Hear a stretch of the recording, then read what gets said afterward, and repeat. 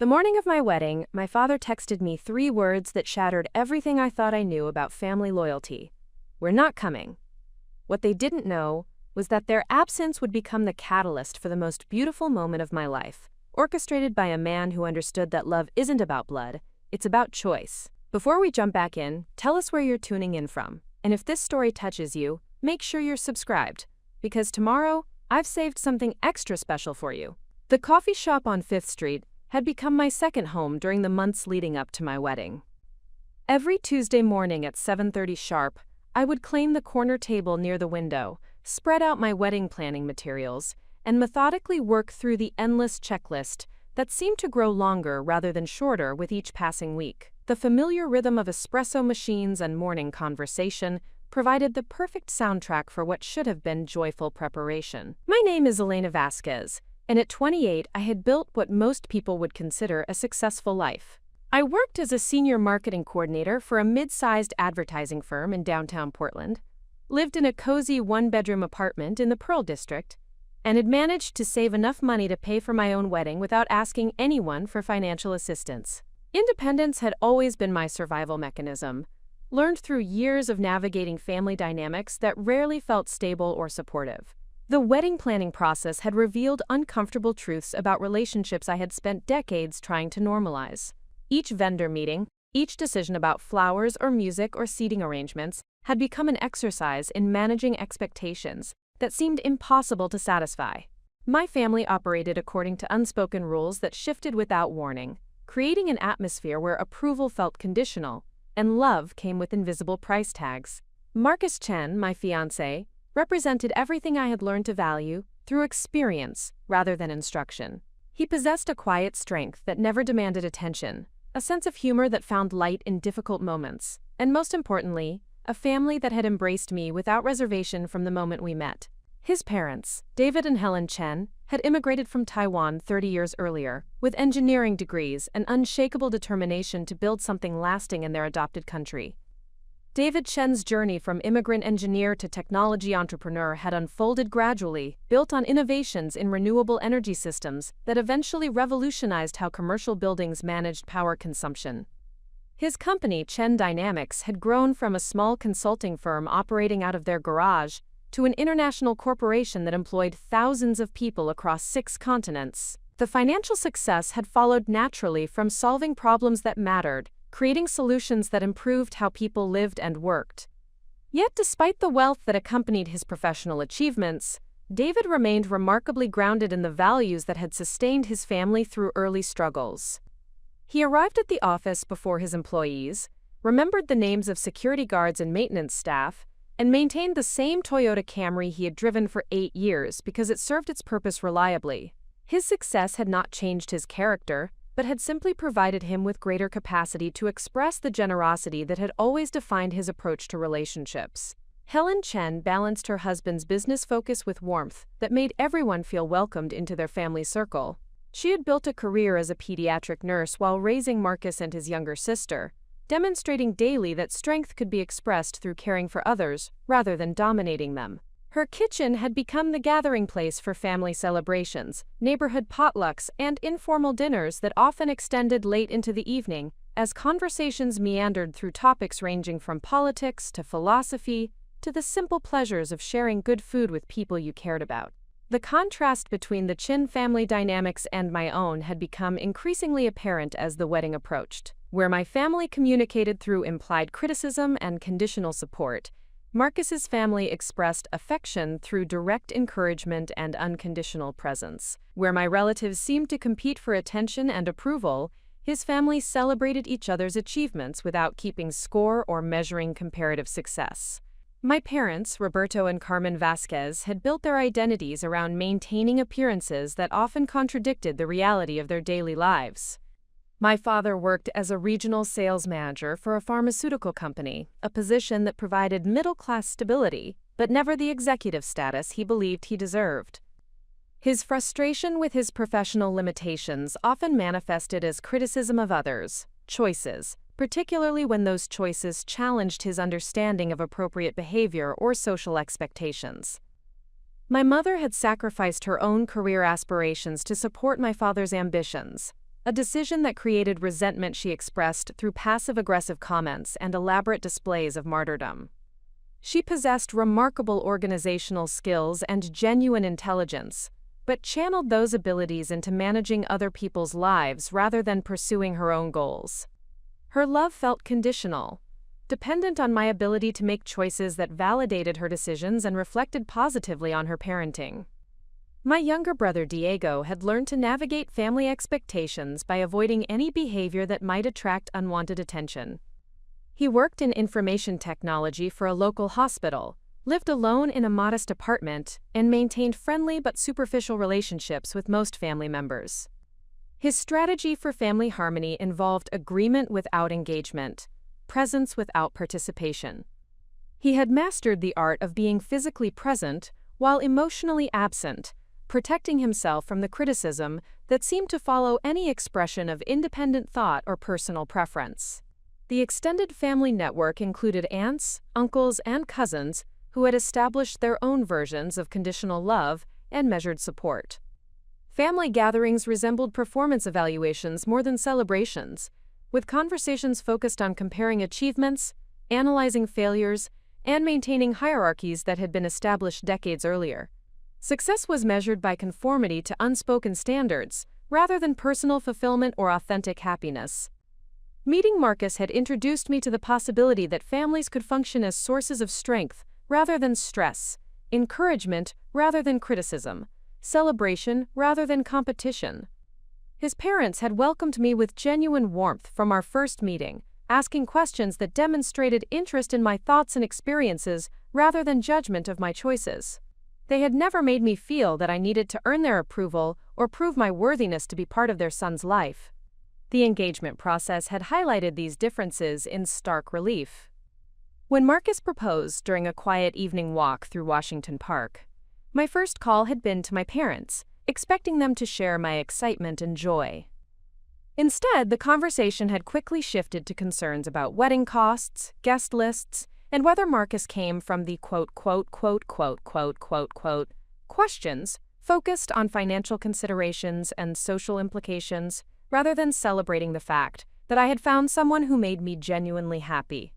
David and Helen Chen's response had been entirely different. They had invited us to dinner the weekend after the engagement, spending the evening asking about our hopes for marriage, sharing stories about their own wedding and early years together, and offering support in whatever form we might need. Their joy seemed genuine and uncomplicated, focused on our happiness rather than on managing appearances or controlling outcomes. The wedding planning process had become a constant navigation between these two approaches to family relationships. My parents provided opinions disguised as helpful suggestions, criticism presented as concern, and conditions wrapped in expressions of love. They questioned venue choices, criticized budget decisions, and expressed disappointment about guest list inclusions that did not align with their social priorities. Every conversation about wedding details became an opportunity for them to assert control over decisions that should have been mine and Marcus's to make. Meanwhile, the Chen family offered resources without strings, assistance without conditions, and support without judgment. When we mentioned considering a particular venue that exceeded our budget, David quietly arranged to cover the difference without making it feel like charity or creating obligation. When I expressed anxiety about coordinating vendors and timelines, Helen connected me with a wedding planner she knew personally who could manage details while respecting our preferences and vision.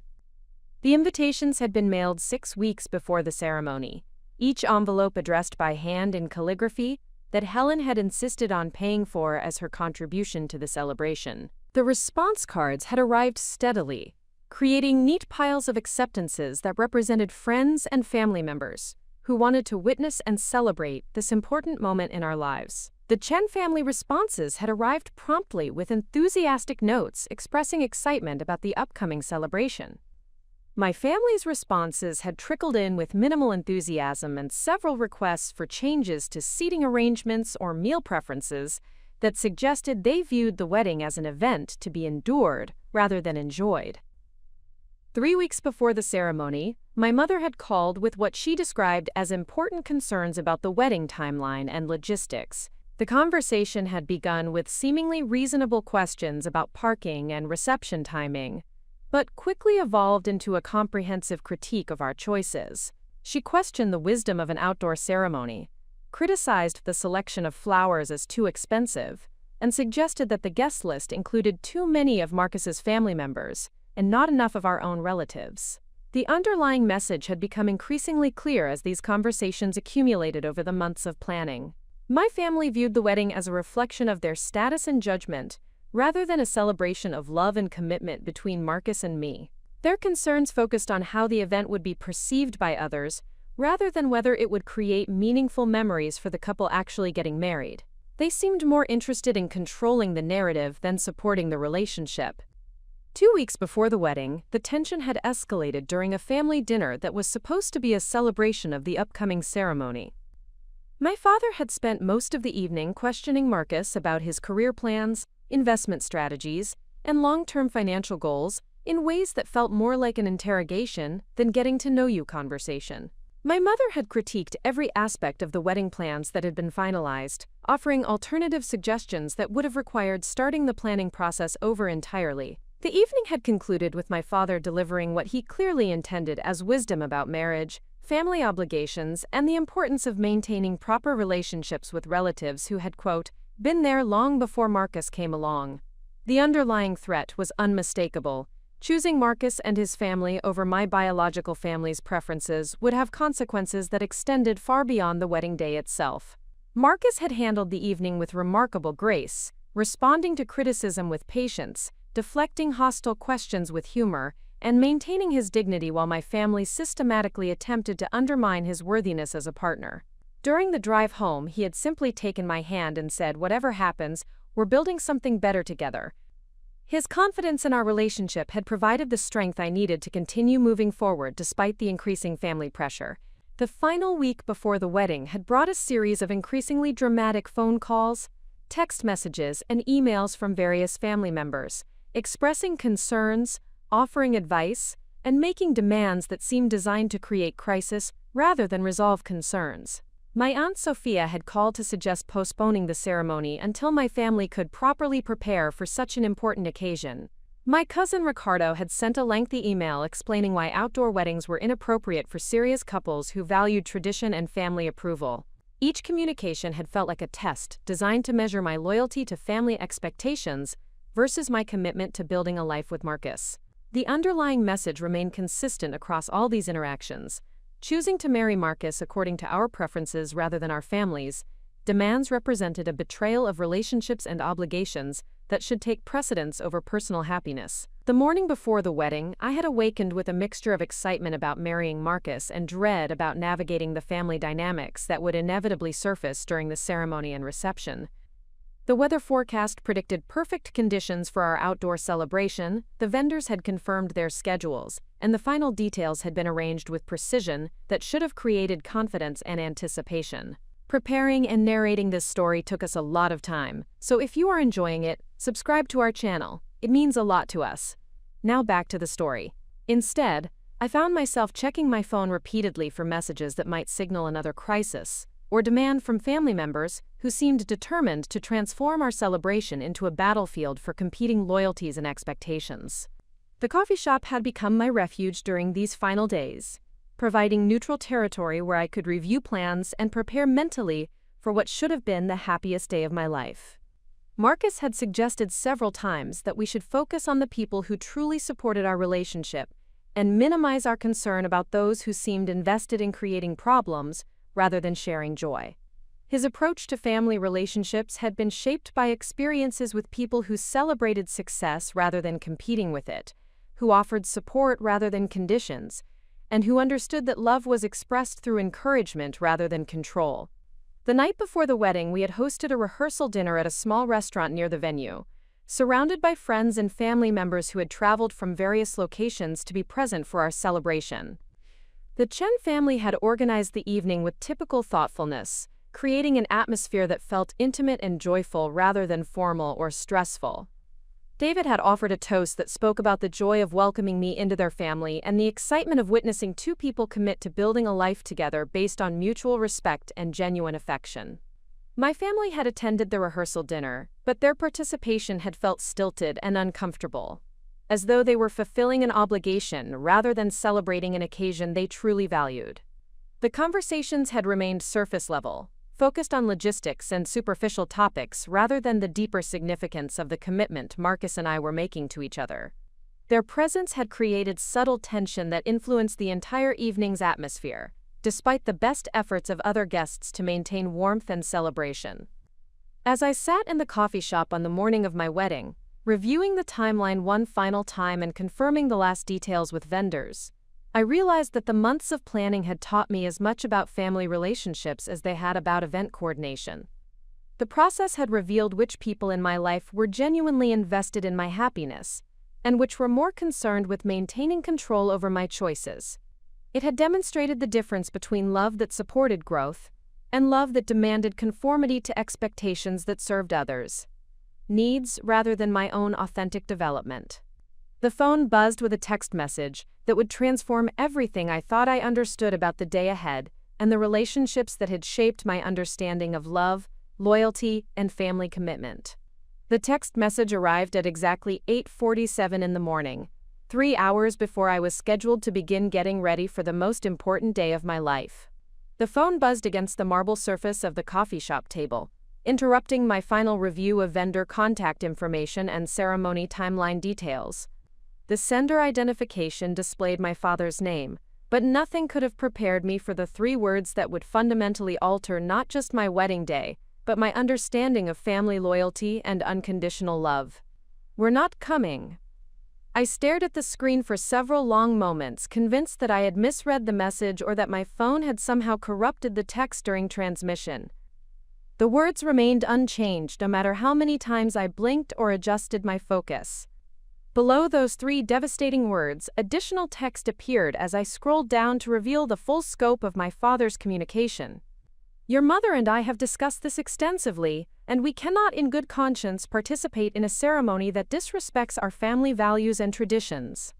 The choices you have made regarding this wedding demonstrate a clear prioritization of your fiancé-fiancé's family over your own blood relatives. We raised you to understand the importance of family loyalty and proper respect for the people who sacrificed everything to give you opportunities in life. Diego agrees with our position and will also not be attending. We hope that someday you will understand why we made this difficult decision. Perhaps when you have children of your own, you will comprehend the pain of watching them choose strangers over the family that has always been there for them." The coffee cup trembled in my hands as I read through the message a second time, then a third, searching for some indication that this represented a negotiating tactic rather than a final decision. The clinical tone of my father's words carried no emotion, no regret, no acknowledgement that his choice to abandon his daughter on her wedding day might constitute the real betrayal of family values he claimed to defend. The coffee shop continued its normal rhythm around me while my world collapsed into the small screen of my smartphone. Customers ordered their morning beverages, baristas called out names for pickup, and conversations flowed in the comfortable cadence of people beginning their ordinary Tuesday routines. None of them could possibly comprehend that the woman sitting alone at the corner table had just received notification that her entire family had decided she was not worth showing up for on the most significant day of her adult life. I attempted to call my father immediately, but the phone rang directly to voicemail without even completing a full ring cycle. The recording invited callers to leave detailed messages, but promised no timeline for response. I tried calling my mother's phone with identical results, then my brother's number, which produced the same automatic redirection to voicemail. The coordinated nature of their unavailability suggested this decision had been planned and discussed extensively, with contingencies established to prevent any last-minute appeals or emotional manipulation that might undermine their collective resolve. The isolation felt complete and deliberate. In the span of 5 minutes, I had lost not just my parents' presence at my wedding, but my brother's support, the comfort of extended family connections, and the basic assumption that blood relationships provided some minimal level of unconditional commitment to show up for important life events. The message had transformed my wedding day, from a celebration supported by both families, into a stark demonstration of which people truly valued my happiness over their own pride and control. My first instinct was to call Marcus, but I realized that sharing this devastating news would transform his wedding morning into crisis management rather than joyful preparation. He was scheduled to spend the morning with his groomsmen at his parents' house, enjoying the traditional breakfast that Helen prepared for special occasions, and participating in the relaxed bonding rituals that his family had developed over years of celebrating important milestones together. The contrast between his morning experience and mine felt like a physical ache in my chest. I attempted to analyze my family's decision through the lens of rational problem-solving, searching for specific actions or decisions that had triggered such an extreme response. The wedding planning process had included multiple attempts to accommodate their preferences within the constraints of our budget and vision. We had adjusted the ceremony time to accommodate my father's work schedule, modified the menu to include dishes that reflected both cultural backgrounds, and reserved premium seating for family members, despite the additional expense involved in the upgraded venue package. The guest list had been carefully balanced to include equal representation from both families, even though the Chen family's natural expansiveness could have easily filled the entire venue with relatives, colleagues, and family friends who had genuine relationships with Marcus and expressed authentic enthusiasm about celebrating his marriage. My family's guest count had required stretching definitions of closeness to include cousins I hadn't spoken to in years, and family friends who barely remembered my name, yet we had maintained parity because traditional expectations suggested equal representation demonstrated proper respect for both families. The ceremony itself had been designed to honor multiple cultural traditions without prioritizing one background over another. We had incorporated elements that reflected my Hispanic heritage alongside traditions that acknowledged Marcus's Taiwanese roots and his family's American immigrant experience. The officiant had been briefed on the importance of addressing both families during the service, acknowledging the sacrifices and contributions that had brought Elena and Marcus to this moment of commitment and celebration. Yet none of these accommodations had apparently satisfied my family's requirements for proper respect and priority treatment. Their decision to boycott the wedding suggested that no amount of consideration or inclusion would have been sufficient to overcome their fundamental objection to my choice of partner, and their perception that accepting the Chen family's generosity somehow diminished their own importance in my life. The motivations behind their ultimatum became clearer as I reflected on conversations from recent weeks. My father had repeatedly expressed discomfort with David Chen's success and the resources the Chen family could bring to support Marcus's and my future together. Rather than celebrating the fact that their daughter was marrying into a family that could provide stability and opportunities, my parents seemed to interpret this blessing as a personal insult that highlighted their own limitations and reduced their significance in my life. My mother's concerns had focused increasingly on appearances and social perceptions, particularly regarding how our extended family and community would interpret the wedding dynamics. She had expressed anxiety about other relatives noticing the differences between our families, contributions to the celebration, the disparity in gift-giving capacity, and the potential for unfavorable comparisons that might reflect poorly on our family's status and success. Her pride had become more important than her daughter's happiness. Diego's participation in the boycott felt particularly devastating, because I had expected his natural conflict avoidance tendencies to keep him neutral in family disputes. His decision to align with our parents rather than maintain independent judgment about my wedding suggested that the family pressure had been intense and sustained. The promise of future family inclusion had apparently outweighed any loyalty he might have felt toward supporting his sister on her wedding day. The strategic timing of their announcement revealed the calculated nature of their decision. By waiting until the morning of the wedding to deliver this news, they had ensured maximum emotional impact while minimizing my ability to respond effectively or attempt to change their minds. The short notice prevented me from arranging alternative family representation or adjusting ceremony plans to accommodate their absence without creating obvious gaps and awkward explanations for other guests. Yet as I sat in that coffee shop processing the magnitude of their betrayal, I began to recognize something unexpected emerging alongside the grief and shock. The pain of their rejection was real and substantial, but it was accompanied by a growing sense of clarity about the relationships that truly mattered in my life. Their decision to abandon me had inadvertently freed me from the exhausting effort of trying to earn approval from people who had made their love conditional on my willingness to prioritize their comfort over my own authentic happiness. For months, I had been attempting to balance competing family expectations while planning a wedding that would satisfy multiple sets of priorities and preferences. The mental and emotional energy required to navigate these complex dynamics had often overshadowed the joy of preparing to marry the person I loved most. My family's withdrawal from the celebration meant that I could focus entirely on the people who genuinely wanted to witness and support our commitment to building a life together. The Chen family's consistent warmth and inclusion throughout the engagement process had demonstrated what unconditional family love actually looked like in practice. They had never made their support dependent on my ability to meet predetermined expectations or prove my worthiness through specific behaviors or choices. Their excitement about welcoming me into their family had been genuine and unwavering, expressed through actions that consistently reinforced their words of acceptance and celebration.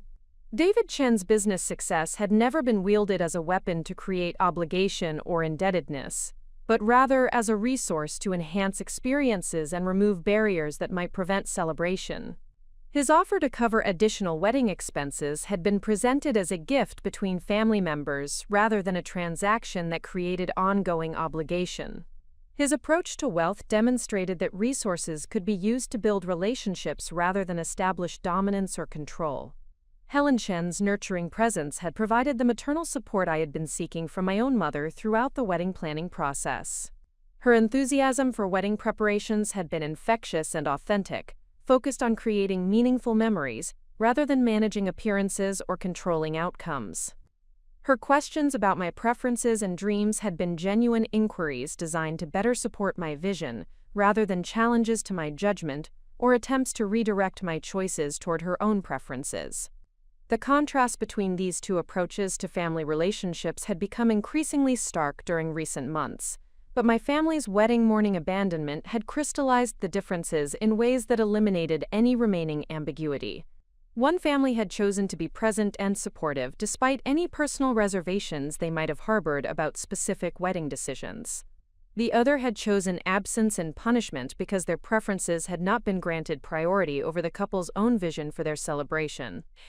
As I gathered my wedding planning materials and prepared to leave the coffee shop, I realized that my family's devastating message had inadvertently provided a gift of clarity and freedom that would transform my wedding day from an exercise in managing competing loyalties into a genuine celebration of the relationships that had proven their commitment through consistent actions rather than conditional words.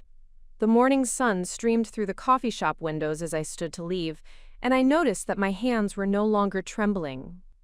The shock of my family's betrayal was evolving into something more powerful and productive. Their decision to prioritize pride over presence had removed the final obstacle to experiencing my wedding day with complete authenticity and joy. I walked toward my car with a strange sense of liberation alongside the undeniable pain of rejection. The family that had raised me had revealed the conditional nature of their love in the starkest possible terms. But the family I was joining had demonstrated unconditional commitment through months of consistent support, genuine interest, and authentic celebration of the love Marcus and I shared. The phone buzzed again with another text message, but this time the sender identification showed Helen Chen's name. The message read, "Good morning, beautiful daughter. I know today might feel overwhelming with last-minute details, but remember that you are surrounded by people who love you completely. David and I consider ourselves blessed to witness the beginning of your and Marcus's married life together. See you soon for the most wonderful celebration." The timing of Helen's supportive message immediately following my family's abandonment felt like divine intervention, a reminder that family is defined by choice and commitment rather than biology and obligation. The woman who would become my mother-in-law in just a few hours had provided the emotional support and unconditional love that my biological mother had withheld. As I drove toward the venue to begin final preparations for the ceremony, I understood that my family's absence would create space for something more beautiful than their reluctant presence ever could have provided. Their empty seats would be filled with people who had chosen to celebrate love rather than enforce loyalty, who had prioritized joy over judgment, and who understood that weddings mark the beginning of new family structures built on mutual respect and genuine affection. The catalyst moment that had begun with devastating rejection was transforming into an opportunity for authentic celebration, surrounded by the people who had proven their commitment through actions rather than demands.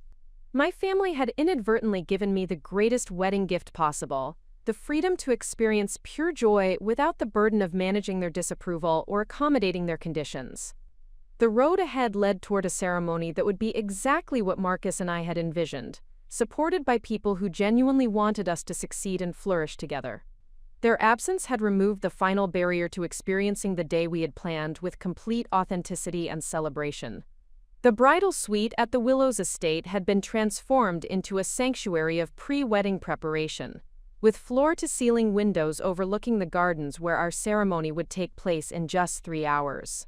Soft classical music played from hidden speakers while 2 professional stylists arranged their tools with military precision across marble countertops.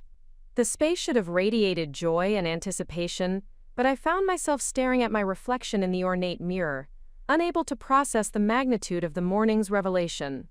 Marcus's sister Jennifer had arrived 30 minutes earlier with arms full of coffee, pastries, and the infectious enthusiasm that characterized the Chen family's approach to celebrations. She possessed her brother's quiet confidence, combined with her mother's nurturing instincts, creating a presence that had become invaluable during the final weeks of wedding preparation. Her excitement about gaining a sister through marriage had been genuine and consistent, expressed through thoughtful gestures that demonstrated her investment in building a lasting relationship rather than simply fulfilling ceremonial obligations. "Elena, you seem unusually quiet this morning," Jennifer observed while arranging the delicate pearl hairpins that would secure my veil. "Pre-wedding nerves are completely normal, but you look like you've seen something disturbing. Did one of the vendors create a last-minute crisis that we need to resolve?" The concern in her voice reflected the protective instincts that had emerged naturally as our friendship deepened during the engagement period. Jennifer had appointed herself as my advocate and problem solver during moments when wedding planning became overwhelming, stepping into roles that my own family members had declined to fill. Her willingness to prioritize my emotional well-being over her own convenience had demonstrated the kind of sisterhood I had always hoped to experience but had never found within my biological family relationships. I realized that I had been unconsciously avoiding direct eye contact with anyone since arriving at the bridal suite, focusing instead on logistical details and surface-level conversations that prevented deeper emotional processing. The professional composure that had served me well in corporate environments was providing temporary protection against the full impact of my family's abandonment, but the facade was becoming increasingly difficult to maintain as the ceremony approached. "My parents have decided not to attend the wedding," I said quietly, testing how the words would sound when spoken aloud for the first time. The simple statement felt inadequate to capture the complexity of emotions swirling beneath my carefully controlled exterior, but it represented the essential truth that would need to be addressed before we could proceed with final preparations. Jennifer's hands stilled in my hair as she processed this information. Her reflection in the mirror revealed genuine shock, followed by the kind of protective anger that emerges when someone you care about has been deliberately hurt by people who should have provided unconditional support. She set down the hairpin and turned to face me directly, abandoning the pretense of continuing with beauty preparations while such significant emotional territory remained unaddressed. "They decided not to come to your wedding?" she repeated, her voice carrying disbelief that any parent would make such a choice. "Elena, what possible reason could they have given for missing their daughter's wedding day? Did they have some kind of family emergency that prevents them from traveling?" The hope in her question reflected her inability to comprehend that parents might voluntarily choose absence over presence at such a significant milestone in their child's life. Her family experience had been shaped by adults who viewed important celebrations as sacred obligations that took precedence over personal preferences or minor disagreements. The Chen family had consistently demonstrated that love expressed itself through showing up, especially during moments that mattered most to the people they cared about.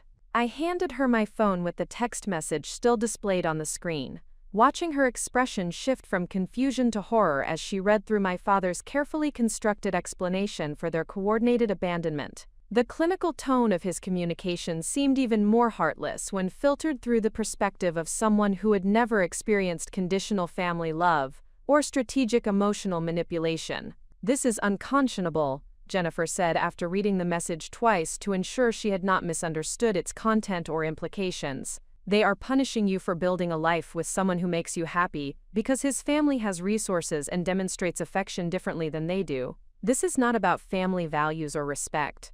This is about pride and control." Her analysis cut directly to the motivations that I had been reluctant to acknowledge even within my own internal processing.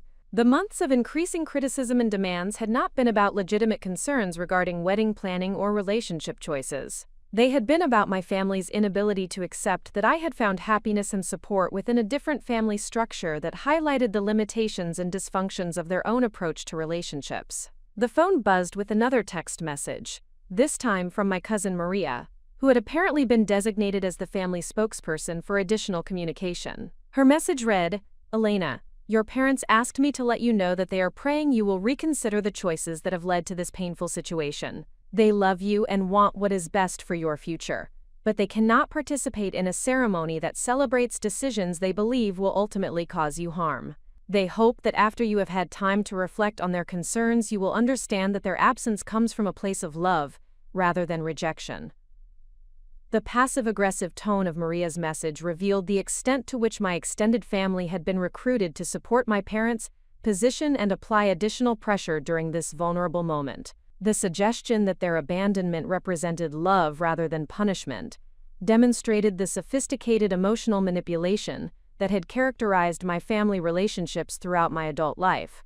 They had transformed their selfishness into martyrdom, their control into concern, and their rejection into a twisted form of care. Jennifer read the additional message with increasing indignation. "Elena, this is emotional blackmail disguised as spiritual guidance. They are attempting to convince you that their inability to celebrate your happiness somehow represents superior moral judgment. This behavior is neither loving nor supportive. It is designed to make you question your own choices and feel guilty for finding joy with people who treat you well." Her validation of my perceptions provided relief from the self-doubt that had begun creeping into my thoughts during the morning's emotional processing. The gaslighting techniques that had been refined through decades of family interactions had created automatic responses that made me question my own judgment whenever conflict arose with my parents or extended relatives. Jennifer's outsider perspective confirmed that their behavior was objectively unreasonable rather than evidence of legitimate concerns that I had failed to address adequately. The morning sunlight streaming through the bridal suite windows illuminated the wedding dress hanging on its custom padded hanger, a reminder that this day was supposed to celebrate the beginning of my marriage to Marcus rather than serve as a battlefield for competing family loyalties. The elaborate beadwork and delicate lace had been selected during shopping trips that included both mothers, creating memories that now felt tainted by the knowledge that my own mother would not witness me wearing the dress we had chosen together. I keep thinking that maybe I should have tried harder to accommodate their concerns, I admitted to Jennifer while staring at the dress that represented hopes and dreams that suddenly felt fragile and uncertain. Perhaps if I had made different choices about the venue or the guest list or the ceremony format, they would have felt more valued and included in the celebration. The self-blame that emerged from my family's rejection reflected patterns that had been established during childhood, when their approval became contingent on my ability to anticipate and satisfy their emotional needs, rather than express my own authentic preferences. The wedding planning process had triggered these familiar dynamics, creating a situation where I automatically assumed responsibility for their dissatisfaction, rather than recognizing that their expectations had been designed to be impossible to fulfill. Jennifer moved to stand beside me, placing a supportive hand on my shoulder, while we both looked at the reflection of two women preparing for what should have been a purely joyful occasion. Elena, you have spent months trying to honor both families' preferences while staying true to your own vision for this celebration. You adjusted timelines, modified menus, and included traditions that had meaning for everyone involved. Their decision to withdraw their support was not about insufficient accommodation. It was about their refusal to share importance with people they perceive as threats to their control over your life. Her perspective helped clarify the fundamental difference between reasonable requests for inclusion and unrealistic demands for dominance that had characterized my family's approach to wedding planning. Every accommodation had been met with additional requirements. Every gesture of respect had prompted new tests of loyalty, and every attempt to balance competing interests had been interpreted as evidence of insufficient prioritization of their preferences over all others. The realization that no amount of compromise would have satisfied their underlying need to maintain control over my choices was both liberating and devastating. Liberation came from understanding that their rejection was not about my failure to love them adequately, but about their inability to love me unconditionally. Devastation emerged from accepting that the family relationships I had hoped to preserve were built on foundations that could not support genuine mutual respect and healthy boundaries. "I do not want to calm Marcus and ruin his morning with this crisis," I said to Jennifer while attempting to formulate a plan for managing the emotional and logistical challenges created by my family's absence. "He should be able to enjoy these final hours of preparation without having to worry about my family drama, or figure out how to provide comfort for something that cannot be fixed." The protective instinct that motivated my desire to shield Marcus from this morning's devastation reflected the healthy partnership dynamics we had established during our relationship. Unlike my family's approach to problems, which involved recruiting others to take sides and validate positions, Marcus and I had learned to handle difficulties as a team while maintaining individual emotional boundaries that prevented one person's crises from completely derailing the other's well-being. Jennifer nodded in understanding while simultaneously recognizing the isolation that my decision would create during the final hours before the ceremony. "I respect your desire to protect Marcus's experience this morning, but Elena, you should not have to process this alone. Let me call my mother and ask her to come to the bridal suite early. She has been looking forward to spending time with you before the ceremony, and her presence might provide some of the maternal support that your own mother has chosen not to offer." The suggestion that Helen Chen might be able to provide comfort during this crisis felt both appealing and guilt-inducing. Appealing because her consistent warmth and genuine care had already filled many of the emotional gaps left by my own mother's conditional support. Guilt-inducing because accepting maternal comfort from my future mother-in-law felt like a betrayal of the loyalty that my biological family demanded, even as they demonstrated their own willingness to abandon that loyalty when it conflicted with their pride and control needs. The internal conflict between seeking the support I needed and maintaining allegiance to family members who had proven their conditional commitment created the kind of psychological paralysis that had characterized many of my most important life decisions. The fear of making choices that might be perceived as disloyal had often prevented me from pursuing opportunities or relationships that could have enhanced my happiness and personal growth. "I am not sure I can handle Helen's kindness right now without completely falling apart," I confessed to Jennifer while recognizing that emotional breakdown might actually represent healthy processing rather than weakness to be avoided. "If she comes here and provides the maternal support that my own mother has withheld, I might not be able to maintain the composure needed to get through the ceremony without dissolving into tears." The assumption that displaying vulnerability would somehow diminish my ability to participate fully in my own wedding reflected the emotional suppression techniques that had been necessary survival skills within my biological family's dysfunction.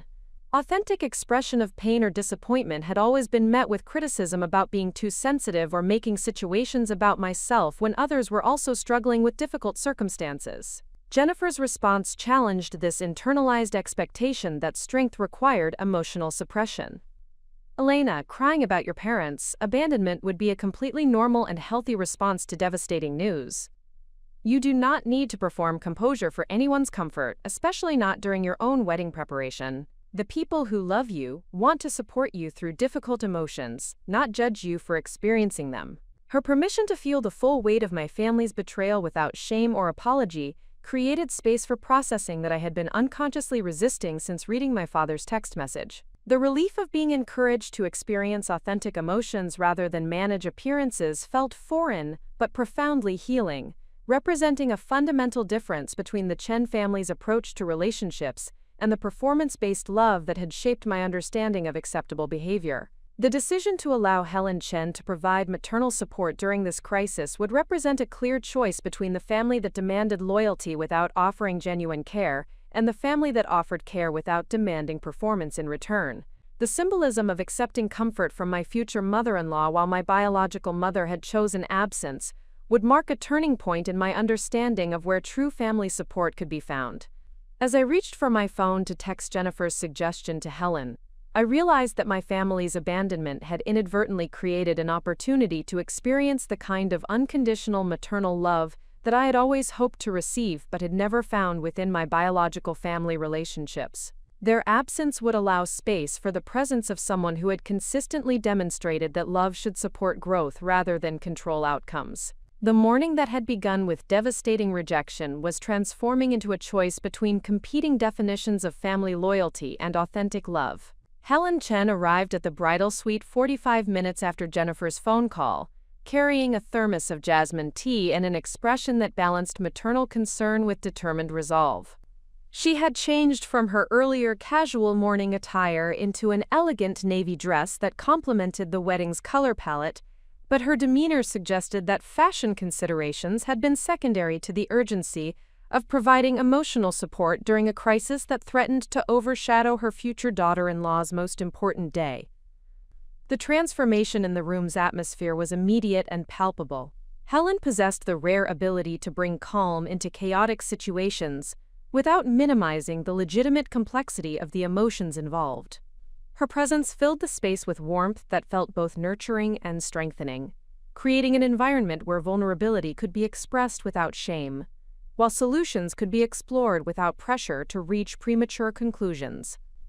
"Jennifer explained that your family has chosen not to attend the wedding," Helen said while settling into the upholstered chair beside my makeup station.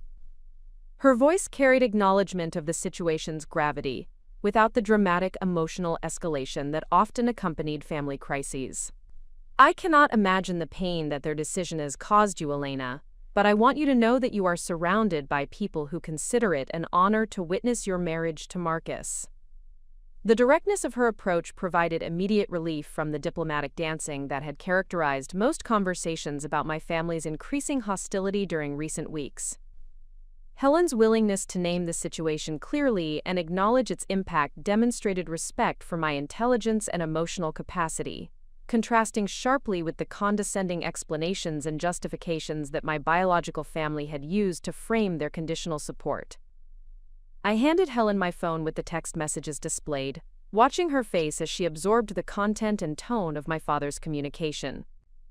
Her expression remained composed throughout her reading, but subtle changes in her posture suggested that she was processing not just the immediate content, but the underlying psychological dynamics that such a message revealed about the sender's character and motivations. "Elena, I have been a mother for 32 years, and I have witnessed many different approaches to parenting and family relationships during that time," Helen said after returning my phone. "What I see in these messages is not love or concern for your well-being. This represents an attempt to control your choices through emotional manipulation and strategic abandonment. Parents who genuinely want their children to flourish do not withdraw support during life's most significant celebrations." Her analysis provided external validation for perceptions that I had been reluctant to trust due to years of conditioning that labeled any criticism of my parents' behavior as ingratitude or disloyalty. Helen's perspective carried the authority of someone who had successfully raised children who maintained healthy, respectful relationships with their parents, while building independent adult lives based on their own values and preferences. The jasmine tea that Helen poured into delicate porcelain cups filled the room with fragrance that immediately transported me to the many comfortable evenings I had spent in her kitchen during the engagement period. Those informal gatherings had provided glimpses into family dynamics that prioritized mutual respect over hierarchical control, where disagreements could be discussed without threats of withdrawal or punishment, and where individual growth was celebrated rather than perceived as betrayal. "Helen, I keep wondering if there was something more I could have done to help them feel included and valued during the wedding planning process," I confessed while accepting the warm cup that seemed to provide physical comfort alongside emotional support. Perhaps if I had made different choices about vendors or traditions or guest list allocations, they would have felt more respected and been willing to participate in the celebration. The persistent self-blame that emerged whenever conflict arose with my family reflected deeply embedded patterns that had been reinforced through decades of interactions where their emotional reactions became my responsibility to manage and resolve. This psychological conditioning had created automatic responses that made me assume fault for relationship difficulties, rather than examine whether the other party's expectations had been reasonable or achievable. Helen set down her own cup and leaned forward slightly, her expression conveying both compassion for my struggle and firm conviction about the reality of the situation. Elena, I have watched you navigate the wedding planning process with extraordinary grace and consideration for everyone's preferences. You have adjusted timelines, modified arrangements, and incorporated traditions from both families, despite the additional complexity and expense involved. Your parents' decision to withdraw their support was not about insufficient accommodation. It was about their inability to share importance with people they perceive as competition for your loyalty and attention. Her assessment helped clarify the fundamental impossibility of satisfying demands that were designed to be unsatisfiable. The months of increasing criticism and escalating requirements had not represented legitimate concerns that could be addressed through additional effort or compromise. They had constituted a testing system intended to demonstrate whether I would prioritize their comfort over my own authentic desires and Marcus's family's generous inclusion. I have spent considerable time observing how different families approach relationships and conflict resolution. Helen continued while refilling our teacups with practiced efficiency. Some families operate from foundations of genuine love and mutual respect, where disagreements can be discussed openly without threats of abandonment or withdrawal of affection. Other families use emotional manipulation and conditional support to maintain control over adult children, who should be free to make independent choices about their lives and relationships. The distinction she drew between these two approaches to family dynamics provided a framework for understanding not just my current crisis, but patterns that had characterized my family relationships throughout my adult life. Every major decision about education, career, living arrangements, and relationships had been accompanied by similar cycles of criticism, demands for consultation, and threats of disappointment that were designed to influence my choices rather than support my growth. Helen reached into her purse and withdrew a small leather journal that appeared well-worn from frequent use. Elena, I want to share something with you that I learned during my own wedding planning process 33 years ago. My parents had immigrated to America only 5 years earlier, and they were still adjusting to cultural differences and social expectations that felt foreign and sometimes threatening to their traditional values. The parallel she was drawing to her own experience suggested that family resistance to wedding choices represented universal challenges rather than unique personal failures. Her willingness to share vulnerable details from her own past demonstrated the mentorship approach that had characterized her relationship with me throughout the engagement period, where wisdom was transmitted through story and example rather than lecture and judgment. David's family had been in America for 2 generations and had achieved considerable financial success through his grandfather's manufacturing business. Helen continued while opening the journal to pages filled with careful handwriting. My parents were intimidated by the economic disparity and worried that I was being welcomed into David's family only because I represented an exotic novelty rather than a daughter-in-law who would be truly valued and respected over time. The similarities between her historical experience and my current situation were striking, but the crucial difference lay in how her parents had processed their concerns and anxieties. Rather than withdrawing support or creating ultimatums, they had communicated their worries directly and worked collaboratively to address the underlying fears that motivated their initial resistance to the relationship. My mother called me 2 weeks before the wedding to express her concerns about cultural differences and economic disparities that might create future challenges in my marriage, Helen said while turning pages to locate specific entries. Rather than demanding that I choose between their approval and my own happiness, she asked questions designed to help me think through potential difficulties and develop strategies for maintaining my own identity while building a life with someone from a different background. The contrast between her mother's approach to pre-wedding anxiety and my parents' ultimatum-based response highlighted the fundamental difference between concern that sought to strengthen versus control that sought to dominate. Helen's family had used their worries as opportunities to provide guidance and support, while my family had weaponized their concerns to create crisis and demand submission to their preferences. On the morning of my wedding, my parents arrived early at the hotel where I was getting ready, bringing traditional tea ceremony items and family photographs that they wanted to incorporate into our celebration. Helen continued while showing me a faded photograph of herself in a wedding dress, surrounded by both families in obvious harmony. They had decided that their role was to support my happiness rather than protect their own pride, and that decision created the foundation for 33 years of respectful and loving relationships with David's family. The photograph revealed the kind of interfamily harmony that I had hoped to achieve during my own wedding planning, but had been unable to create despite months of careful accommodation and diplomatic compromise. The genuine smiles and relaxed body language captured in that decades-old image demonstrated what became possible when adult family members prioritized celebration over control. Helen closed the journal and looked directly into my eyes with the kind of focused attention that made her guidance feel both personal and profound. Elena, your parents have chosen to prioritize their own emotional comfort over your happiness on the most important day of your adult life. This decision reveals fundamental information about their capacity for unconditional love and their willingness to support your growth as an independent adult.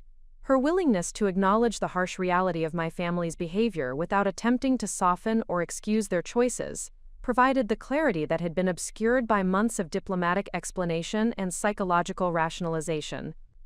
The truth was both painful and liberating, creating space for authentic processing rather than continued efforts to minimize the impact of their abandonment.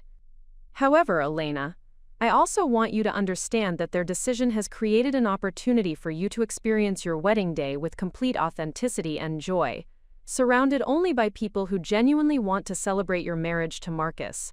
Helen continued while reaching across to squeeze my hand gently. Sometimes the greatest gifts come through the most painful circumstances, because they force us to recognize which relationships truly serve our highest good. The reframing of my family's absence as potential liberation rather than pure loss provided a perspective that had not occurred to me during the morning's emotional processing. Their withdrawal from the celebration meant that every person present would be there by genuine choice rather than obligation, creating an atmosphere of authentic support that might not have been possible if I had continued attempting to manage competing family loyalties and expectations. Helen, I am struggling with the logistics of the ceremony itself, I admitted while recognizing that practical concerns needed to be addressed alongside emotional processing.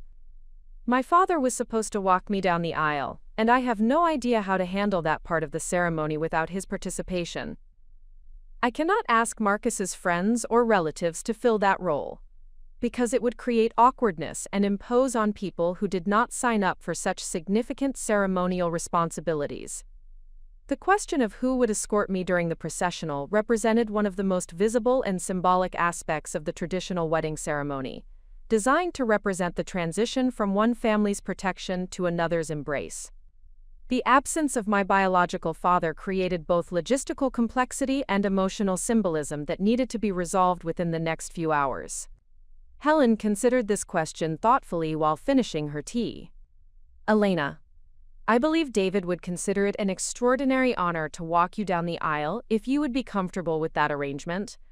He has spoken many times about how blessed he feels to welcome you into our family, and I know he would view this role as a privilege rather than an imposition or obligation. The suggestion that my future father-in-law might serve in this capacity felt both appropriate and emotionally overwhelming. David Chen had demonstrated consistent paternal care and support throughout the engagement period, providing guidance without control and resources without conditions. His presence during the processional would represent not just logistical problem-solving, but symbolic recognition of where authentic parental support could be found. Would that arrangement feel comfortable to you? Helen asked while recognizing that the decision needed to reflect my own preferences rather than her family's willingness to provide assistance. David would never want to overstep boundaries or create any sense of obligation, but he would be deeply honored to play that role if it would bring you comfort and joy on your wedding day. The choice between walking alone as a symbol of independence or accepting David's escort as a symbol of chosen family represented more than ceremonial logistics. It reflected a fundamental decision about how to define family relationships and where to find the support that had been withheld by people who should have provided it unconditionally. As I considered Helen's offer, I realized that accepting David's participation would represent a clear statement about which relationships had earned the honor of being included in life's most significant moments. The man who had consistently demonstrated paternal care would serve in the role that had been abandoned by the man who had biological responsibility but lacked emotional commitment. The decision to accept David Chen's offer to walk me down the aisle represented more than ceremonial logistics. As I sat in the bridal suite surrounded by Helen's maternal warmth and Jennifer's sisterly support, I recognized that this choice would fundamentally alter my understanding of family loyalty and authentic love. The phone call to David required summoning courage that I had not known I possessed. Courage to accept help from someone who had earned the right to provide it, rather than demanding it through biological connection alone. Helen dialed David's number on speakerphone, while I gathered the emotional strength necessary to make this request. The vulnerability of asking for such significant support from someone who had become family through choice rather than obligation felt both terrifying and liberating. This conversation would represent my first clear statement that actions mattered more than blood relations when determining who deserved inclusion in life's most meaningful moments. David answered on the second ring with the warm professionalism that characterized his approach to all communications, whether business or personal. His voice carried the calm confidence of someone accustomed to solving complex problems, while maintaining genuine care for the human elements involved in every situation he encountered. "Elena, Helen explained that your family has chosen not to attend the wedding today," David said with characteristic directness that eliminated the need for diplomatic explanations or emotional preparation. "I want you to know that their decision reflects their limitations rather than your worth, and it creates an opportunity for people who genuinely value your happiness to demonstrate their commitment in more meaningful ways." His immediate focus on my emotional well-being rather than the logistics of the situation revealed the paternal instincts that had emerged naturally during our relationship. Unlike my biological father's tendency to analyze situations through the lens of his own pride and social perceptions, David consistently prioritized the human impact of circumstances and decisions on the people he cared about most. "David, I was wondering if you might consider walking me down the aisle today," I said while maintaining eye contact with Helen, who nodded encouragingly. "I understand this is an unusual request, and you may not feel comfortable taking on such a significant role in the ceremony, but it would mean everything to me to have someone who has shown genuine paternal care escort me during this important moment."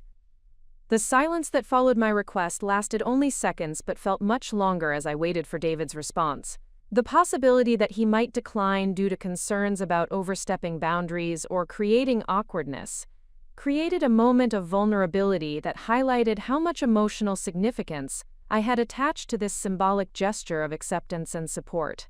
"Elena, I would be deeply honored to walk you down the aisle," David replied with unmistakable emotion in his voice. "You have brought tremendous joy into our family, and Marcus has never been happier than he has been since meeting you. Having the privilege of escorting you during your wedding processional would represent one of the most meaningful experiences of my life." The relief and gratitude that flooded through me at his acceptance revealed how much I had needed this confirmation that chosen family could provide the support that biological family had withheld. David's willingness to step into this role without hesitation or conditions demonstrated the kind of unconditional commitment that I had always hoped to receive from my own father but had never experienced consistently. Helen reached across to squeeze my hand as tears began flowing freely for the first time since receiving my father's devastating text message that morning. The emotional release felt cleansing rather than overwhelming, representing authentic processing of grief alongside recognition of the genuine love that surrounded me despite my family's abandonment. "David, there is something else I need to share with you about today's ceremony," I continued while recognizing that complete honesty about my family's behavior would be necessary for him to understand the full context of his role. "My father's text message this morning was particularly cruel in its timing and tone. He suggested that marrying Marcus represents a betrayal of family values and proper respect for the people who raised me." Quote, I read David the complete text exchange while watching his expression in Helen's reflection in the vanity mirror. His face revealed controlled anger at the deliberate cruelty of abandoning a daughter on her wedding day, followed by the kind of protective determination that had characterized his approach to business challenges throughout his successful career. "Elena, your father's message reveals someone who has confused control with love and pride with principle," David said after processing the full scope of my family's behavior. Parents who genuinely want their children to flourish celebrate relationships that bring happiness and stability, rather than punishing choices that challenge their own preferences or highlight their limitations. His analysis provided external validation for perceptions that I had struggled to trust, due to years of conditioning that made me question my own judgment whenever conflict arose with my parents. David's perspective carried additional weight because his success in business and personal relationships had been built on accurate assessment of character and motivation, rather than wishful thinking or diplomatic avoidance of uncomfortable truths. The honor of walking you down the aisle takes on even greater significance knowing that I am stepping into a role that has been abandoned by someone who should have cherished the opportunity. David continued with the kind of conviction that had made him successful in competitive business environments. This ceremony will demonstrate that families can be built through choice and mutual respect rather than obligation and conditional support. The conversation concluded with practical arrangements about timing and positioning during the processional, but the emotional impact extended far beyond logistical coordination. David's immediate and wholehearted acceptance of this role had transformed my wedding morning from a crisis management situation into a celebration of the relationships that had proven their worth through consistent actions rather than biological connections. After ending the call, I sat quietly with Helen and Jennifer while processing the magnitude of what had just occurred. The man who would walk me down the aisle in 2 hours had demonstrated more paternal care during our 18-month relationship than my biological father had shown during recent years of increasing criticism and conditional support. Elena, this decision represents a significant turning point in your understanding of family relationships, Helen observed while beginning the process of helping me into my wedding dress. You have chosen to honor the person who has earned the right to provide support rather than the person who demands recognition based on biological connection alone. The symbolism of accepting David's escort would extend beyond the wedding ceremony itself to represent a fundamental shift in how I defined family loyalty and authentic love. The choice demonstrated that respect must be earned through actions rather than assumed through genetics, and that the people who show up consistently during important moments deserve recognition over those who withdraw support when their conditions are not met. As Helen and Jennifer helped secure the intricate beading and delicate lace of my wedding gown, I felt the physical transformation accompanying the emotional evolution that had been developing throughout the morning. The dress that had been selected during shopping trips with both mothers would now be worn in a ceremony where only one mother would be present to witness the culmination of months of careful planning and preparation. The absence of my biological family created space for deeper appreciation of the relationships that had proven their commitment through consistent support rather than conditional approval. Every person who would witness the ceremony had chosen to be present because they genuinely wanted to celebrate Marcus's and my commitment to building a life together based on mutual respect and authentic affection. Jennifer worked with practiced precision to arrange the cathedral-length veil that would complete the bridal ensemble, her movements reflecting the excitement that had characterized her approach to wedding preparations throughout the engagement period. Her enthusiasm about gaining a sister through marriage had never wavered, despite my family's increasing hostility, demonstrating the kind of unconditional acceptance that had attracted me to the Chen family dynamics from our first meeting. Elena, you look absolutely radiant, Jennifer said while making final adjustments to ensure that every detail met the standards of perfection that such an important occasion deserved. Marcus is going to be speechless when he sees you walking down that aisle, especially knowing that my father will be escorting you during this moment. The professional photographer arrived at the bridal suite precisely on schedule, ready to capture the final preparation moments that would become treasured memories of this transformative day. Her approach balanced artistic vision with respectful sensitivity to the emotional complexity that surrounded the morning's events, creating an atmosphere that felt celebratory rather than performative. The photographs of Helen helping with last-minute veil adjustments would document the maternal support that had filled the void created by my own mother's absence. The images of Jennifer providing sisterly encouragement would capture the authentic friendship that had developed naturally, rather than being forced through family obligations. These visual records would serve as permanent reminders of the people who had chosen to provide love and support when it mattered most. As the final preparation moments approached, I realized that my family's abandonment had inadvertently created the most authentic wedding experience possible. Every person present would be there by genuine choice rather than social obligation, creating an atmosphere of celebration that could not have been achieved if I had continued attempting to manage competing family loyalties and conditional support systems. The text message that had shattered my morning expectations had ultimately provided the clarity necessary to recognize which relationships truly served my highest good. The people who had withdrawn their support when their conditions were not met had revealed the limitations of their love, while those who had stepped forward to provide assistance had demonstrated the depth of their commitment to my happiness and well-being. Helen presented me with a small wrapped gift as we prepared to leave the bridal suite for the final journey to the ceremony location. The package contained a delicate pearl bracelet that had belonged to David's grandmother, a family heirloom that represented inclusion in generational traditions that spanned continents and cultures. "Elena, this bracelet has been worn by every Chen family bride for 4 generations, Helen explained while fastening the clasp around my wrist. David's grandmother brought it from Taiwan when they immigrated to America, believing that it would bring good fortune and lasting happiness to the marriages it blessed. Today you become part of that legacy."